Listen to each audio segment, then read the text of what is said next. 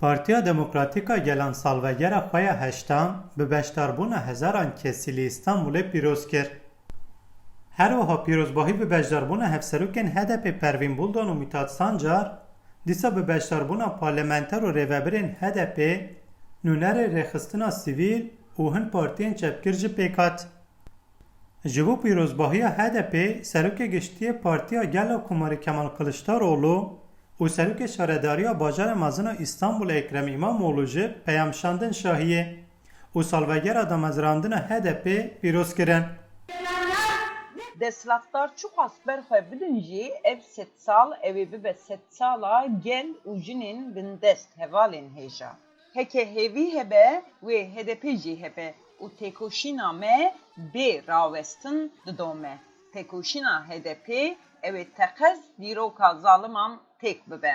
Pêşîn Buldan axivî û got ku hêvî hebe wê HDP jî hebe û têkoşîna wan bê rawestan wê bidome.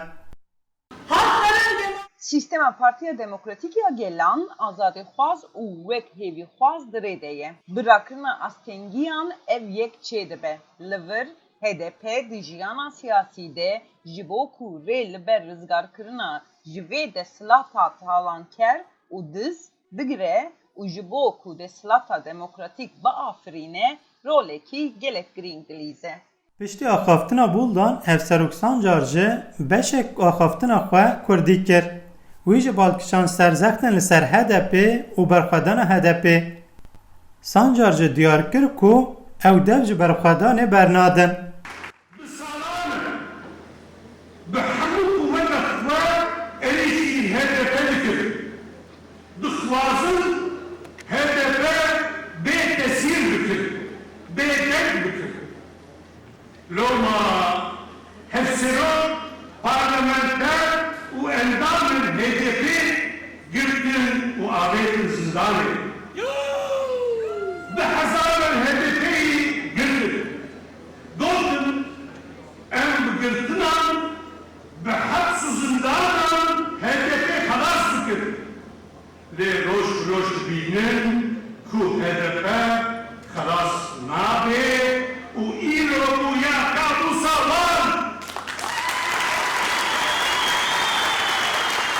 İro li ber sistemê wan, li ber faşîzma wan tenê HDP bisekine. HDP hemû hesabên wan tan wan dike. Loma xezeba wan ji tirsa dilê wan tê.